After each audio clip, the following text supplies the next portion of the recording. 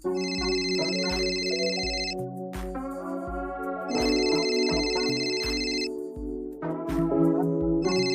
Eat your greens, get up, man. Get up, man. You know you gotta get up, man. He missed 5 phone calls. There's money going everywhere. I'm too hot for this too, getting ready to come out. What you got going on, man? You gonna get up? Don't worry about it. I'll call you back later. Get your sleep, Mr. Eat your greens. I'm too hot for this too coming out though. Man. Eat you some greens, you niggas gon' ball. They ask what I spend when I go to the mall. They ask about green when I pick up the cow. This shit that I'm selling, you niggas gon' ball. Eat you some greens, you niggas gon' ball. They ask what I spend when I...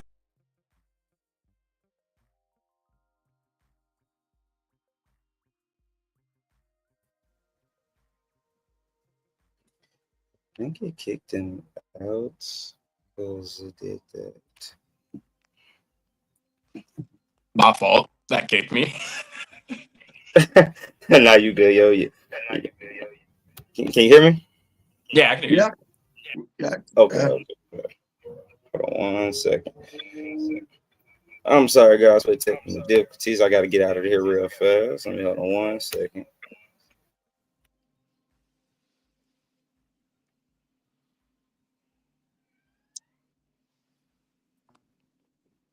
Okay, can you guys hear me now? Yep.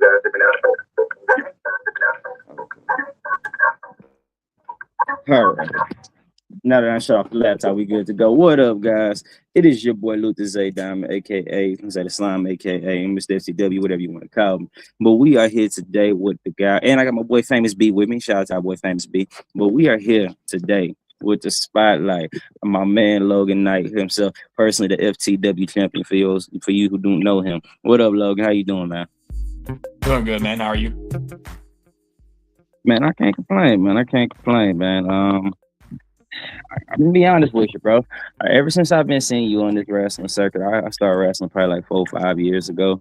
And you know what I'm saying? You were one of the first people I seen that kind of like stuck out to me. Like you were always vocal on Facebook. You didn't mind speaking your mind. And you know what I'm saying? And it was just kind of like your character stuck out to me. So I just want to start off with the first question. I want to ask, what got you into wrestling, bro? Like what even started all this?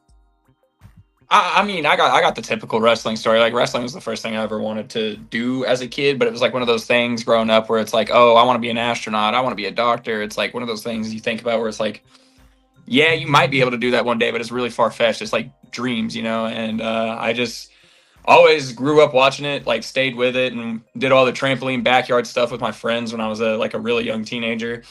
We didn't put it out on YouTube or anything like that, so maybe I could have got famous like Fuego if we did, but like... Yeah, no, I always grew up with it, man. And I was more of like a basketball kid. Like once I realized that wrestling probably wasn't going to be a thing I could pursue, I started doing like basketball and other stuff. I did music for a little bit, but basketball was my big thing. And then I want to say after high school, since I couldn't go play college ball, I was walking around at my college, saw a flyer for Mid-South Wrestling in Oklahoma City, and decided to go to a show that night with one of my friends. I was like 18 or 19 at the time, and just took off from there. I ended up finding their training school and then got networked to some other training schools and trainers and stuff, and ended up wrestling. So it's wild. The beginning of my wrestling story was really carny because I paid a dude for like 3 or 4 months of training and never got it. But I ended up getting trained by the guy I was supposed to be trained by later on. Hold on, bro. What do you mean you paid somebody for like 3 or 4 months of training and you didn't get it? Yeah, bro. Okay, so some really go back to that. stuff. You just can't prove it. You gotta understand. I'm like 18 years old. I don't understand the aspect of being carny and being like, getting my money taken from me for something I'm not getting.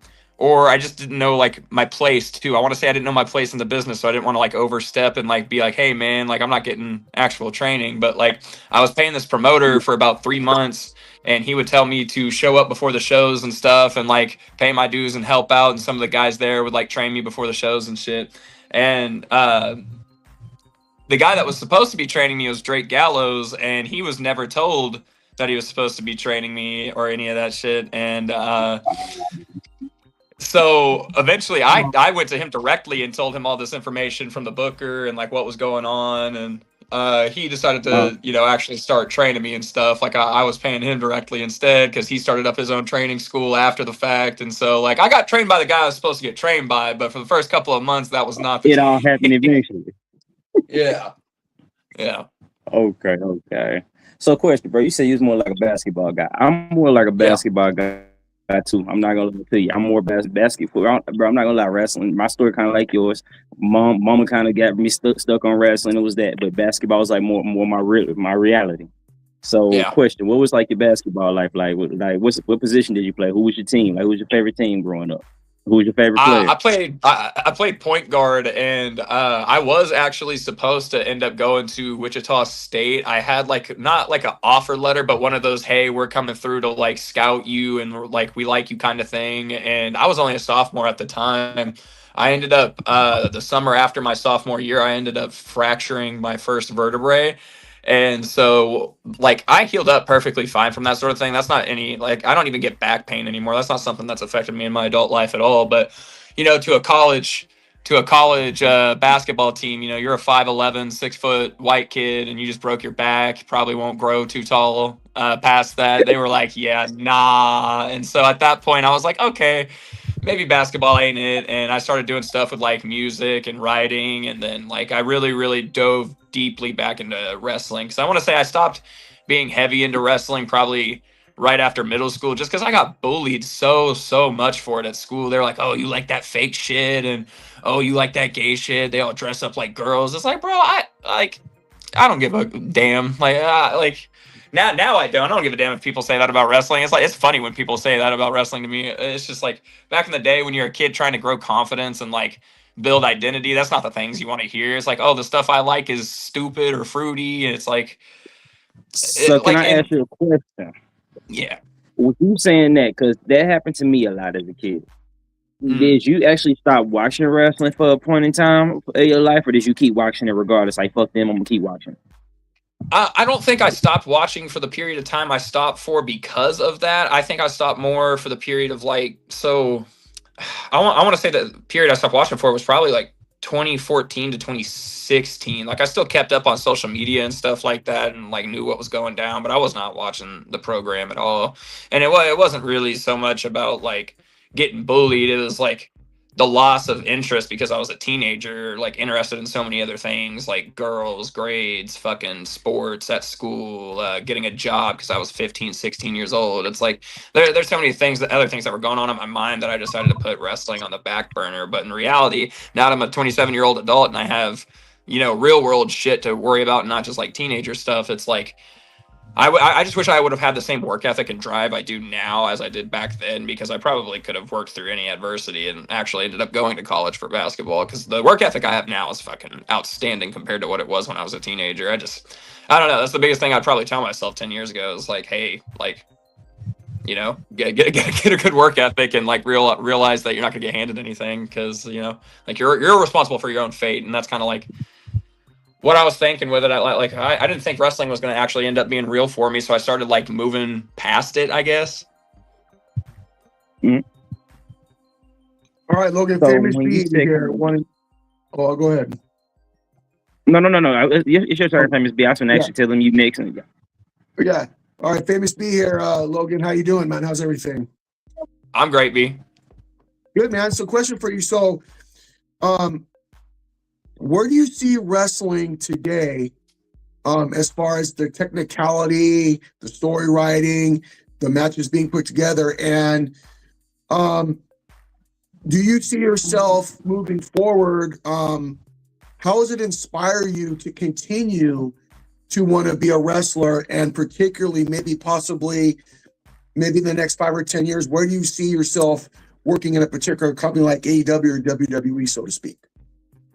Yeah, so that's a good question, because like I really think the art of storytelling has evolved like greatly, just like year by year, not even just like from the 80s and 90s, but from even when I was a kid or a teenager, it's dived like so much further. I think not only just on the storytelling element, but like I feel like match structure and match speed has changed a lot compared to even like 10, 15 years ago. So like 10 years ago was probably the startup of Black and Gold NXT, and I felt like that was a big boom as far as like in ring storytelling, like with moves and making sense of the match and stuff like that. But if we're talking about like actual overall story, like a good one right now is probably the Cody Rhodes story, kind of just like how he's slowly turning into, like, I feel like he's turning into a villain, but very slowly, like a likable villain, just because he keeps getting things screwed for him, kind of like almost in a Bret Hart kind of way. Like when Bret Hart was a face, he wasn't really a face. It was kind of just a guy that was screwed a whole bunch. You know what I mean?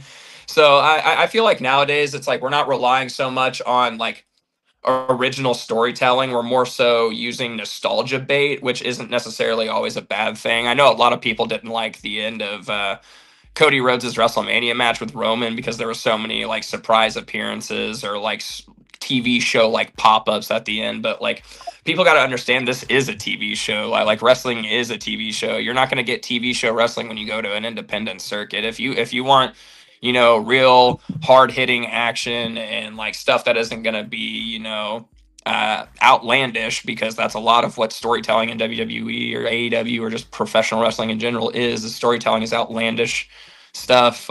If you want that real stuff, go watch UFC or go to the Indies, man. Like I don't know what to tell people like that.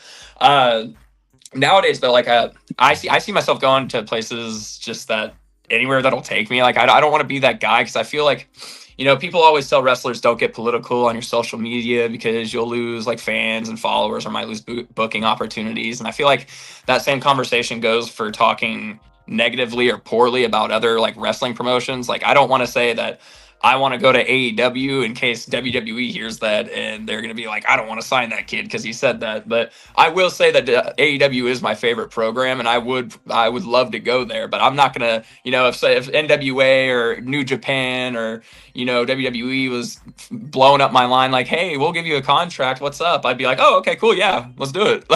Like I'm not going to be the guy that says no. Definitely. Okay, our boy's still looking crazy. Thank you for joining in on our boy interview. He has a question for all of us. He said, if you could take one thing out of independent wrestling but replace it with something, what else would it be? Logan, since you are a man, you know what I'm saying, you the spotlight, we're gonna go with you first.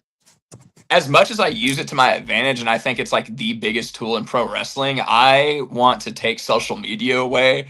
I think social media is the biggest like killer and the biggest tool for a professional wrestler. And you know, it might be funny hearing me say that because I can post some weird stuff sometimes, but like I'm not like one of those weird dudes that's like posting political stuff or I just had a sandwich for lunch. What's up, y'all? Like that kind of thing. Like I keep it mostly professional and sharing stuff, or I'll like spit my opinion out about like a situation. Like that happens sometimes. I try not to be opinionated, but we're people. I would take it away just for the fact that like I want to go back to the days when like my trainers and stuff used to tell me they used to send out tapes and shit to promoters. I couldn't imagine, man. I couldn't imagine. I would love to just take away social media and bring that back for the experience, bro. Like I want to be able to like hand people tapes and be like, yo, watch this.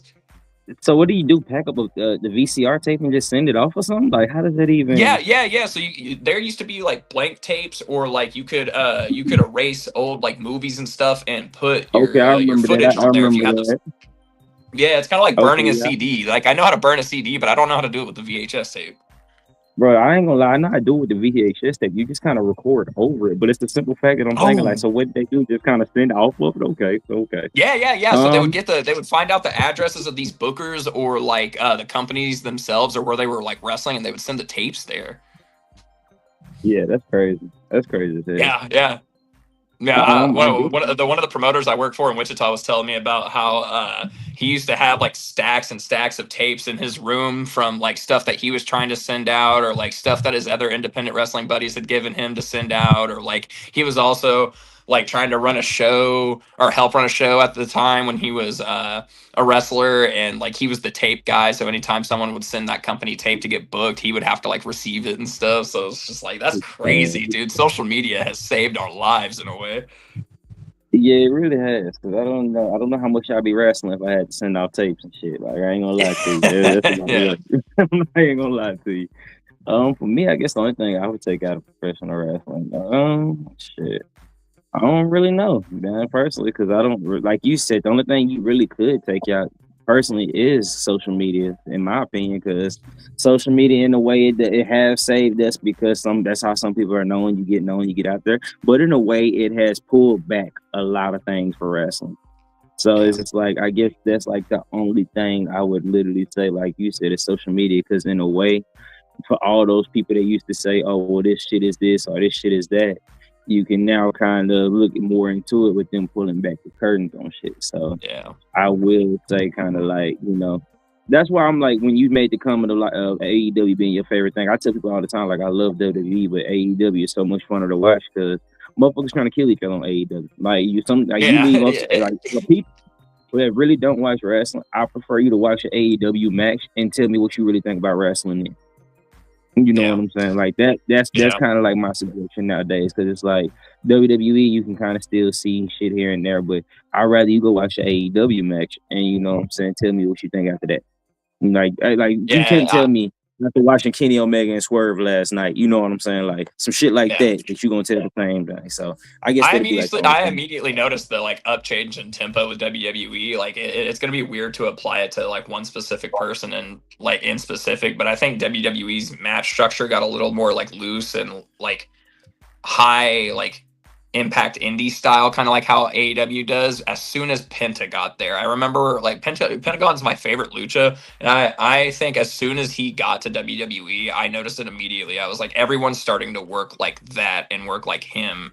But also, I think it might be the partnership they have with AAA. There's a lot more like high impact lucha style going on with all the wrestlers. So I don't know if I could, pinpoint I it think on it's more Penta, like but you said. I think it's more like you said, to be honest, because the more AEW style wrestlers WWE is starting to take on, they're starting to realize like that's more the style of wrestling. They hit hard, fast paced. Like, I'm sorry, outside of Penta, the only people that WWE really has on their roster that really like outside of that is like an Ilya Dragunov.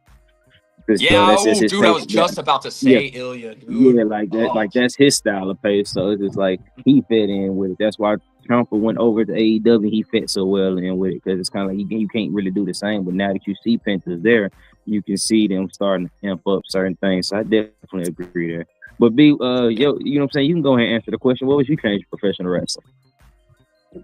What would I change in professional wrestling? Well, actually, there's a couple things. Number one, I would really start taking control of the creative writing situations and making the wrestlers feel comfortable and putting them in situations where they need to be, not really forcing the issue, and more importantly, kind of hearing what the fans want. I know a lot of times we can't hear what the fans want all the time, but it's got to make sense to me, because the most important thing is, if it doesn't make dollars, it doesn't make sense.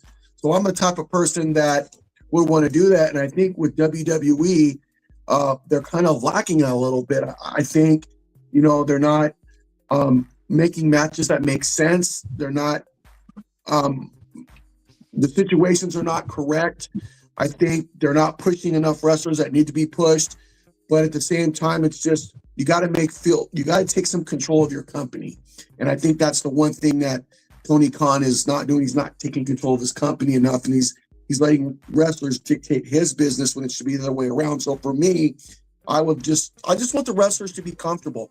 Give them a good mindset, motivate them, let them know that, look, don't worry about it. I'm going to get you comfortable, put you in the right situations. I want you to go out there and have fun, get the fans going, let them feel your vibe. And that's what I would do. That's how I would change the game.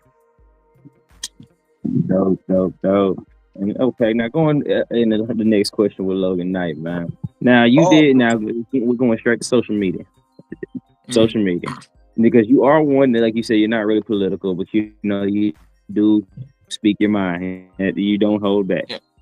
Talk to me. What is it that gives you the confidence? Like, is it this because now you kind of learn more of the game, so you feel more comfortable speaking on it, or what is it that just makes you feel so comfortable where now it's just like, no, I can say what's right and I can say what's wrong, and if I don't like it, I'm just gonna speak on it. Yeah, I don't know. I think I've always had that kind of attitude and like mentality. Like I got in trouble for that kind of thing when I first started up in wrestling with the community here in Oklahoma. Like I'm still pretty certain I rub people the wrong way. And that's okay. Like we're not meant to be on this planet to please everybody. I like being a people pleaser, but I'm also the type of people pleaser that realizes like I'm not going to be everyone's cup of tea. The stuff I talk about on my social media, like the LGBTQ stuff and the women's wrestling stuff, I feel like those are things that aren't political. They should just be basic human like rights, like just like it's basic stuff. Just treat people with kindness and let women, wrestle in a business that has nothing to do with actual real fighting. So that's the like stuff I take my stances on, or like the support of like other wrestlers, like that kind of thing.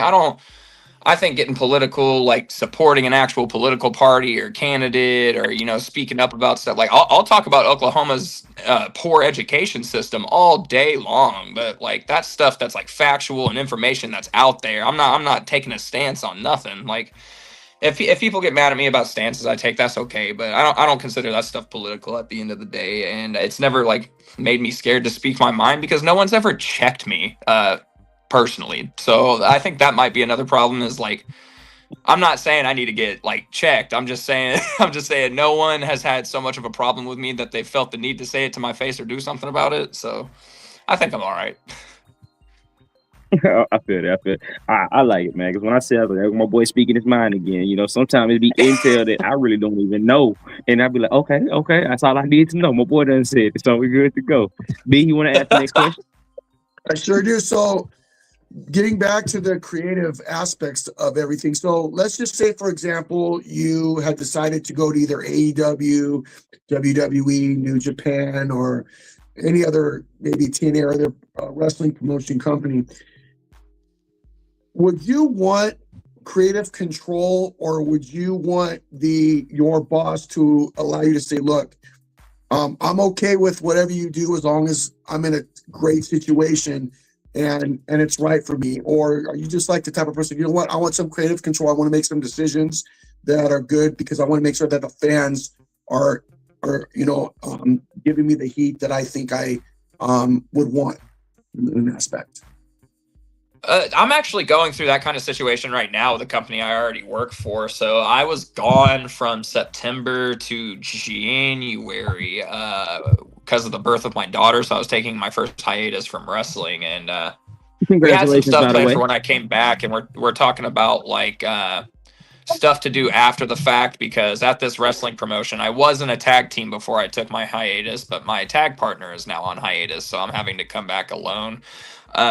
I obviously am always going to have people on the roster that I want to wrestle, but I don't like stories don't just come to me every day, and I don't just like think about them. Like I try and think about stories to get myself into the next day, but I feel like that's also the booker's job. Like my job is to, make sense of what the booker wants and to make sense of stuff in the ring. And I do like the control sometimes, and that's kind of the spot where I'm at with him, where like the promoter, he was like, well, what do you want to do? Where do you see yourself? And it's like, man, I've wrestled for you for so long. I've proven my talent to you. Like, who I do good with, the type of storyteller I am. I'd really like for you to like, here's a couple of people I'd like to work. If you can figure out something with it, like I want you to do the the hard thinking on it. Cause I got other stuff I got to do. Well, like wrestle. Yeah, definitely. Okay, so when you say like your tag team partner, I know like your tag team partner is like, if I'm not mistaken, Storm and Renee, right? Yep. Okay, so I also got a chance to wrestle y'all guys in a mixed tag team match. We're not gonna talk about that backpack move because that was Yes, sir. No, that's always fun getting in the ring with you. But it's kind of talk to me, because that's different being on the indie scene. Most people, they have their tag team partner, but you're actually in a mixed tag and y'all kind of go out. Yeah. Talk to me about that. Like, what's the difference in that, especially in the indie scene, because you don't really find mixed tag team matches and stuff like that. So, and I see you guys a lot out together. When it's like, wait, where do they find these promotions? So, like, kind of tell me, like what was your thoughts first off, and y'all two going into a tag team together and hitting the indie scene? And hey, I've been doing this for a long time now, so like just kind of talk about that. Yeah, so me and Stormy, me and her are like actual real life best friends. That's my chick. She's the godmother of my daughter. She's awesome.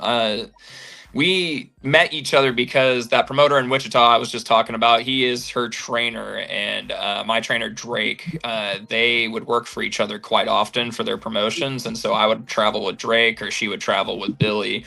And we would always see each other. We'd always talk, hang out, and we became really close friends. And I think back around 2022 or maybe 2023. It was 2023 is when Fountain City Pro started up. So oh God, no! Was it 24? Yeah, I'm so old, dude. I have no frame of time. Like I try to tell everybody I've never gotten a concussion and I don't have CTE, but I don't remember shit. Anyways, so the beginning of 2024, I think, is when we decided to do it because Fountain City Pro up in Kansas City was just starting, and originally Stormy was supposed to wrestle this one girl, and they didn't have a match for me yet. And so the girl that Stormy was supposed to wrestle ended up tearing her ACL and couldn't make the event anymore. And so they needed somebody to wrestle Laney Luck in GPA, and they were like, "Hey, we're gonna put you and Stormy together. Like, is that okay?" And me and Stormy texted each other immediately, and we're like, yo, we've been joking about this for the last like couple of months and like teasing each other about like, hey, what if we tagged? Like this might be the chance to do it. And so we were like, so do we treat this as like a one-time thing and like see how it goes, or do we just like balls to the wall, like figure this tag team out, like get a name, have a move set, have a gimmick, like get the whole thing rolling? And that's what we ended up doing. We had 2 months. We ended up getting, I figured the name out, Only Friends, because like everyone always thinks that me and her are boyfriend and girlfriend, or she's my wife, or we're brother and sister and stuff like that. And I feel like that's what you see most of the time with mixed tag teams. It's either like two random people put together for no reason, or it's a brother. I was thinking brother. Yeah, or it's brother and sister, or it's a couple. But with us, it's like I was kind of trying to get us to like promote the whole like just friends thing, and OnlyFans was big at the time, like all the OnlyFans creators stuff. So I was like, oh, I'll rip that and just call us Only Friends, and the whole gimmick will be like everybody, like when we wrestled Laney Luck in GPA, they're a couple the whole time. They're a heel. They're trying to make me and Stormy kiss throughout the match because we're not actually like dating. And so like storytelling elements like that in wrestling, just they make me giggle. Like I don't want to get too crazy with stuff like bra and panties matches. Like that's psychotic. But when you have like funny storytelling elements like that in your matches, man, I just like it. Like the dude on my shirt, I think Orange Cassidy is one of the smartest wrestlers on the face of this earth. I love Orange. Yeah. Yeah, anybody like I don't know, it's gimmick work. I really appreciate gimmick work, and I can appreciate if you're a good wrestler in between the ropes and you have the time to take away in that match to also be like funny and give me like a little ha, you know? And that's kind of the thing I was looking for with Stormy, is like there's so many instances where we could be innovative in the ring as a tag team, not only because like you're a woman, but also because I feel like I have a unique take on tag wrestling in general. Like I've been doing tag wrestling since I first started. Like before Stormy, my tag team partner was Derek James, and we had been tagging for fucking years before I got with Stormy. It's just that Derek moved for college, so we weren't really able to like keep that travel system working no more, so I had to find a new tag partner. But my take with tag wrestling's always been a little bit different, because people always think about like, oh, let's do these moves in stereo, or like let's help each other do one move together. I like thinking of me and Stormy as like using each other as a weapon, and you know, like like the backpack cannonball, for example. Stormy takes damage from that. That's actually probably why she's currently out. She has back problems, and you know, I use her as a way to cannonball into the enemy team. And it's just like I like unique stuff like that. Or another move we do is the catapult DDT, where if someone sends me at her in the corner, I can launch her off of my back, and she kind of looks like, you know, like a medieval catapult ball. And it's just like, I don't know. I like being unique. That stuff with Stormy, it all happened on a whim, and then it felt like the whim turned into, oh my God, we could really bank on this, and then it just blew up from there. Like I genuinely didn't know if we were going to enjoy tagging together, and we flow together so well. And the stuff with me and Stormy's believable because she's like 6'1", so like when she's beating on dudes, it's like, yeah, she could probably do that for real. And that's what I think helps the believability, is because like sometimes I still have promoters to this day, like even that I work for now, that know the success that I have with Stormy, that know about the money I make with Stormy, and they're like, they'll still say to my face, oh, that shit wouldn't get over here, we're not going to book that shit. And it's like, well, you're not only are you making me lose money, you're losing money too, because everywhere that I've ever gone has enjoyed it. Like the only place we thought was not going to like it was Arkansas, when we worked Gladiator against you and Stevan, and that shit went great. So like I don't know, like some people are just going to be haters against stuff until they see it with their own two eyes. And that was kind of what I was trying to get through to Oklahoma the last 2 years, is like we have this actual like federal level ban on fucking intergender wrestling on a fake ass sport in Oklahoma. Like, what are we doing? Just let these women wrestle dudes, because there's so little women in this field already, especially in this area of the country, that it's not only holding back progress of performers, it's holding back like revenue for the state, because this is a commissioned state. And I try to bring that up at meetings constantly. I'm like, we are losing money because of this. Not to say that every company or every woman can be booked in this story or scenario, but it is a money making opportunity that's being swept under the rug. No, it definitely is, because that's why I had to ask, because I kind of figured there was times where there's promoters that's just like, this shit ain't for here, stuff like that, and it's just like, bro, this shit is genius, because you don't see this shit on the indie scene. I'm sorry, you don't see mixed tags on the indie scene. There's not. It's weird. Like, I always try to explain that to people. I've never seen. Bro, I've seen people like the circus.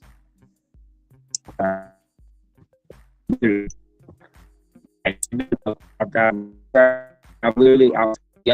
seen one other mixed tag team. Special it is, so kind of crazy to me that you don't see it more often. And like you said, literally, I got a wrestling. I know how special it is, and like you said, the crowd ate it up. It was something that I think should be put in every promotion, or at least, like you said, given a chance. Because when it comes down to it, bro, I understand the wrestling stuff. We have to do anything. When it just comes down to it, when it comes to any scene, we got away. But you know, that's a story for another time. We'll pick up on it here in a few. But next, we get to our next question with our boy Famous B. You got another question for him? I actually got two questions for Logan, actually. Number one is, name some wrestlers that you would want to work with if you were in AEW or WWE. And two, do you see yourself going as a heel or a face in any one of those promotions? So currently right now I work face pretty much everywhere I go. I did work heel for the first like 4 or 5 years of my career, and it was a lot of fun. I enjoy doing both for different reasons. I think personally I like being a face more because I sell a lot of merchandise. That's just like that probably would be the biggest pro to it. I mean, I sold merchandise as a heel too, just not as much. As far as like people I would want to work, that's been something I've always thought about. Like my all-time favorite wrestler is AJ Styles, so that would be the number one person I'd want to work. And I wouldn't know if I'd want to work heel or face in that, because he works the exact same either way. He just cheats a little bit, and I don't know. That's the kind of guy I like the most. But he just retired, quote unquote. So I guess that's a bad answer. If we're talking about like currently right now, like if it's AEW, I want to work guys like Kyle Fletcher. I think he's going to be one of the biggest names in the industry for years to come. Konosuke Takeshita, I like him a lot. El Clone, the luchador, I like him a lot. Mark Briscoe's insane. And since I'm such like a tag team guy, that's what I think I like about AEW a lot, is their tag team division is just so crazy. There's people like Grizzled Young Vets that I've been watching since NXT that I've dreamt of like wrestling in a tag team match. I mean, Speedball Mike Bailey also. I love Speedball. I remember watching him on TNA and like GCW and on the indies back in the day, like even before he was allowed to come to America again, because he had a travel ban on his visa for a long time. So he was only working in like Canada and the UK and like Japan, Mexico, that kind of thing. So I'm really glad that he's in the United States now and able to work for like TV companies, because he blew up immediately. And as far as like WWE, people I think of off the bat, like it's weird that I don't think of like Roman Reigns or like the Brock Lesnar's or like Cody Rhodes, because that's like WrestleMania main event. Like a lot of storytelling goes into that, and I like those work rate kind of guys, like the workhorses, like Seth Rollins before he became the Visionary, when he was like the Architect and stuff, like the Revolutionary. I felt like he was in a workhorse kind of mode, and that's why I always had respect for guys like the Miz. Is like everybody clowns on the Miz, but that dude's been there for every day of work, putting on his best effort since like 2009. So like I have a lot of respect for guys out there that are just like busting their ass, and I feel like those are a lot of the guys right now. And Penta would be another one on WWE. I really like Javon Evans. I met him on an indie back in the day, like when he was 17. So like it's crazy seeing him on like main event WWE programming now. Yeah, awesome. Man. So okay, man. getting to like the lighter part of the, you know what I'm saying, almost wrapping up here, y'all. But getting to like the lighter part of it, you working, of course, working the indie scene. Some of your favorite people that you worked on the indie scene and some of your favorite promotions. Talk to me. So, oh man, if we're talking like people I've already worked and that I love working, there's this tag team in Wichita, the Seventh Seal. They were the main program I was working for the last like year in Wichita. Specifically, like that the Seventh Seal is an entire faction, but specifically the two big boys I was working, they're trainees they were trainees. They're about 2 years deep now. There's some new bloods down in Wichita. They're great. Darren Jekyll and Michael Maverick. They're called the Diamond Kings. They are my favorite tag team that I've worked with, and it's crazy to say that because like they're so young and like they haven't really worked anybody else besides us. They've worked probably like maybe 20 matches together as a tag team, but like seven of those were with us, and like I had fun every time. And Okay. they're great. I feel like they're really gonna blow up if they start traveling. Now as far as like singles and stuff, like I got to work Warhorse at Kansas City Pro, or not Kansas City Pro, at Fountain City Pro, and so that was probably like my favorite singles match that I got to have. But everybody knows Warhorse. Warhorse is a ass killer. So as far as like some of my boys that I want to shout out that I've had personal like fun matches with, like Colton Kinnaman's on the way up.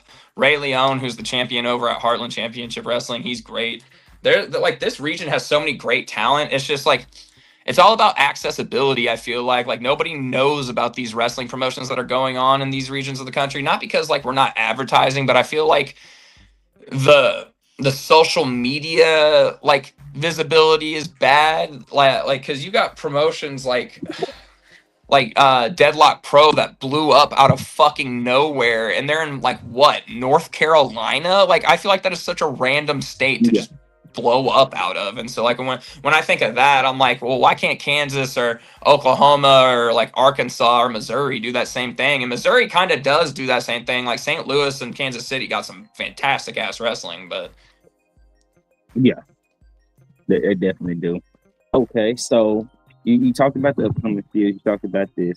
Talk about like when you finally actually get a title. That like how important is it to you that winning like, no matter if it's a singles, tag team, how important is it to you when you finally win the title on the indie scene? Like, do you feel like you're the guy? Because I remember when I won my first title, it was just like it kind of meant the world to me. It was like an older title, but it wasn't the best title. It was like one of those things that still meant the world to me. I stood in my bed that night. Like, kind of tell me, like, how do you feel like when that first title feeling? You know what I'm saying? Knowing after watching it so long as a kid, now you finally been doing it, you finally wrestling, now you finally get a title yourself. Tell me, like, how that feeling when you finally got it in your hand. It felt great, man. Like I'm not gonna lie. Like we all talk about how that kind of thing doesn't matter, and it's like we didn't actually win nothing, but in a way we did, because that sort of thing is based on like if the promoter or owner of the company trusts you enough to represent the company in that big of a role. And I feel like in a certain way that is like the satisfaction of holding a championship. You get the validation of knowing that you're important for the company, important to the people, and important to the like infrastructure of that industry. I understand that people get thrown titles all the time for meaningless swap sakes or keepsakes. That happens, but you got to think about the cases where it's like WWE trusted Roman Reigns for 4 years. That is insane. They only did that with one other person. You got to think about the level of like respect and trust that takes, and that's what I think about is like, even though it's not quite on that grand of a scale, it represents something other than just a win. Okay, definitely. And before we, wrap up with these last 2 or 3 questions, B, you want to ask you one more question before we get ready? Sure, I got one more question for you. So, Logan, you talked about the indie circuit and how these different wrestling promotions set up different matches at different locations. My question for you is, do you believe that indie wrestling is not getting the respect it deserves, being the fact that it's not being shown on television and the fact that you guys are traveling? And the second question is, what do you think it's going to take for indie wrestling to really get noticed like it deserves to be, like coming from you as being an indie wrestler? Well, it's kind of hard to say because like there is a ton of independent promotions that get a lot of love and get a lot of attention. I mean, GCW, even though they have all the like TV, like not TV, but all this streaming stuff going on, they're still technically an independent company. You got like Deadlock Pro, you got like big independent companies all over, and I think it's all just about like visibility. I don't think it's necessarily about respect. I think just people don't know. I mean, I already like in my day job or like my day-to-day life, I talk about wrestling to people and they don't understand how big it is or how culturally significant it is, or like how many famous people that they see on TV or in magazines or in these articles that are involved in wrestling or had involvement in wrestling at one point. Like I was talking to my Hispanic coworker at at work a couple days ago, telling her how Bad Bunny, because she was tripping, she was excited about Bad Bunny for the NFL Super Bowl, and I was telling her how Bad Bunny used to wrestle in WWE as like guest appearances, and she was like, "What the hell are you talking about, dude?" And I just think like stuff like that is always so funny because it's like people don't know, but like their life has always kind of like been surrounded by wrestling, and all it takes is kind of like getting submerged into it. And that's like how I even started my wrestling career, is like I just went to a wrestling show, and then after, like, here I am on your podcast 6-7 years later, and it's like I didn't think I was going to be wrestling when I went to that like wrestling show, but it's just like I leaned into it, and life happens that way. I feel like if independent wrestling shows just did a better job of like getting their stuff on a big streaming platform, rather it's Twitch, Facebook Live, Instagram, YouTube, like, or the bigger ones like Fight TV, IWTV, Triller, that sort of thing, uh, then they'll get more visibility. It's not always going to be immediate payoff either. Like there's going to be a lot of boots on the ground work you got to do. You got to book good wrestlers, and that's part of the problem now, I think, is that there's not enough integration of names that have been signed or are currently signed that are working on the independents. Like something I just saw the other day is that MJF is wrestling Zilla Fatu. That is fucking bananas, in my opinion. Like not because of like anything about the two dudes specifically. I'm saying the AEW World Champion is going to an independent wrestling promotion and fighting another independent champion. That is so sick. Like do you know? I know Zilla Fatu is already a legacy and he already has all this visibility on him. But think about if it wasn't Zilla Fatu. Think about, for example, how the champion at Heartland Championship Wrestling, that company I work for in Wichita, their champion right now is Ray Leone. Could you imagine if we were able to somehow magically book MJF to face Ray Leone next month for our title? Do you know how many people would come into that little like community recreational center? We would have to immediately book like the next biggest venue in Wichita just because we booked a good name. And I know that sort of thing is hard because of like money, but like there's legends on the independent scene right now that don't cost very much. Like if you got Ricky Morton and Kerry Morton on your independent wrestling card, I guarantee you 50 to 75 people are going to like come through the door than they were beforehand if you didn't book them. And I know that doesn't sound like a lot, but depending on what you put your ticket prices at, that's easily almost $1,000 of income right there just for booking those names. So like it may not seem like a grand payoff on a grand scale, but like that, not only does that integration help with getting people through the door, it helps with getting networking opportunities for your wrestlers and being able to say like, hey, I got to wrestle so-and-so and so-and-so is going to vouch for me to this big company, so I might have a way in, like that kind of thing. It's all about networking, and I feel like promoters don't give a shit about that for the wrestlers. Yeah, and I you know what would be more interesting too?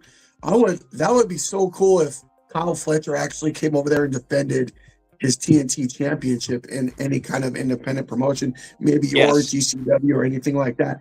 I think it would kind of, and it's kind of funny you mentioned that, because I think if we had wrestlers, from AEW, because we know WWE won't do that, but it would be cool if AEW wrestlers could actually go to these different promotions independently, because I think it would actually help the promotions get noticed. And I think it's pretty cool how MJF is fighting Zilla for, to just fight him and really get that promotion noticed. But I could actually see that happening. And again, I love it. I think it would be a really good idea for AEW champions to defend their titles in these different promotions. I love it. I think we're watching it happen in real time. Like this kind of integration I'm talking about on the indies is already happening on the big screen right now. I mean, WWE finally bit the bullet and partnered with AAA. They've partnered with other UK companies. Like now you got all these training schools for the WWE ID program that are partnered around the country with WWE, and now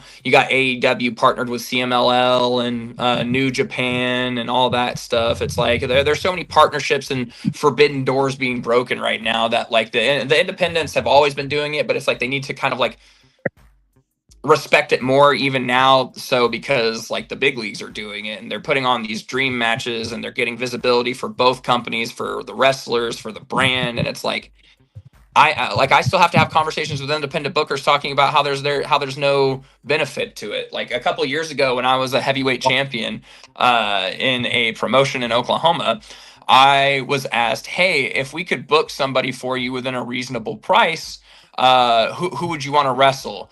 And I said, I'd like to wrestle Speedball Mike Bailey, because he just came back to the country and he's only like, I think he was $500, maybe $750 for the booking fee at the time.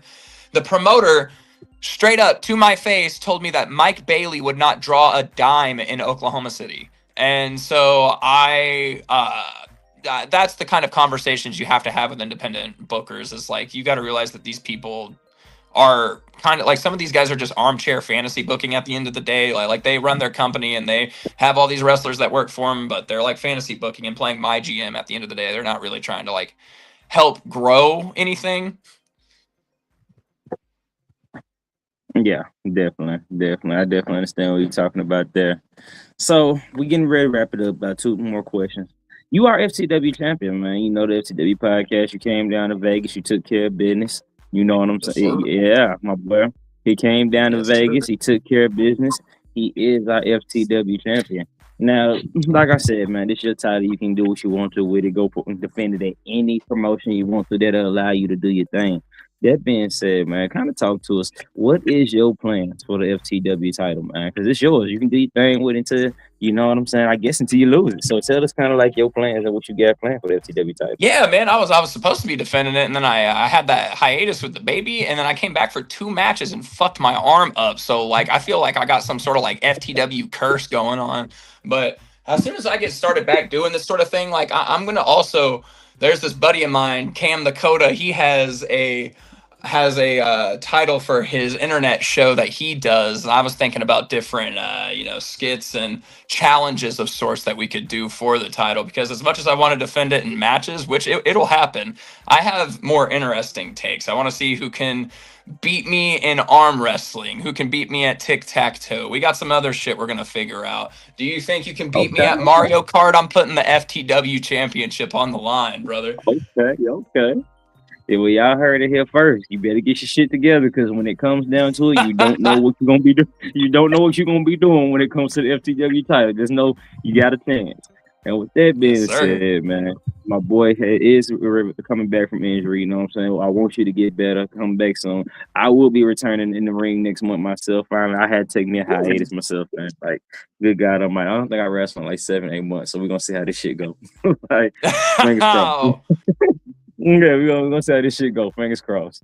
But with that being said, man, I thank you for taking the time out your day coming to kick it with us, man. B, do you got anything you want to say before we get up out of here? No, man. Thank you for your time. I appreciate the opportunity to have a chance to get to meet you for the first time. And good luck to you. And I hope to see you in AEW or WWE very soon, and fulfill the dreams that you want to do, and continue to be the best you can be. Oh, he actually was just on AEW security. We got to throw that out there before we go. You got to talk about that, because you were just on AEW like 2 weeks ago. You know what I'm saying? You got a little stump in it. Yeah. I seen you getting it in now. But you that was so much fun, talk about it. Talk to us about how it happened, man. How did that happen? Talk about it. Before I go, I'll talk about that. Yeah, so I got to do AEW a month ago. I got selected for extra work, and they were giving out some matches. Like, they got Sam Stackhouse and Colton Vaughn match against the Outrunners, and I was really hoping that I could get a match, because then that would mean all that hiatus I spent off for my daughter and my ACL injury, my comeback match would be on AEW programming, and that would be so fucking cool. But They didn't have Collision tapings or Ring of Honor tapings, so I couldn't get a match, and that kind of bummed me out. But then they gave me the spot of getting to beat up Hangman Adam Page with a lead pipe, and then I got to proceed to lay stomps into Swerve and Hangman. But like, they didn't tell me to take charge, but like, I got on top of Hangman on national TV and just started fucking wailing on him. Like they didn't tell me to do that. I was just like, you know what? I'm gonna start whooping his ass. And like, they told me to beat on him with the pipe and, you know, stomp him out. But I treated it like a real run-in on the indie show. I was like, I'm gonna make this shit look good. Like I got on top of Hangman and started fucking putting the punches down on him, and I was like, dude, this is insane in real. Like, I was thinking about it in real time too. And then you got like half of my training school was like in the middle section of the like BOK Center, so they were fucking chanting Logan when I was doing that stuff. So hearing my name just even slightly in the crowd, I was like, this is insane. But no, they told me I did everything perfect, and I did good. And then I thought I probably won't get invited back because of the laying pipe jokes I made, but that shit was funny, so they better invite me back. Nah, bro, they gotta invite you back, bro. I'm sorry, they gotta invite you back, bro. But yes, man, I want, once again, I just want to say thank you, man. We got to be with our boy Logan Knight. He took the time this afternoon to go ahead and give us the time of his day. We appreciate it for that. And be on the lookout, man, because our boy's coming back soon. He'll be recovering from his injury. He'll be tearing it up. He'll be defending the FTW championship in many ways as he can. And it won't just be wrestling, so you better be on the watch out. And that being said, man, here's your boy Lucas Diamond. We're here, your boy Famous B, and the FTW champion himself, Logan Knight. We want y'all to have a good rest of the day, and y'all come back with us tonight for the TNA review with MTG, and we are out.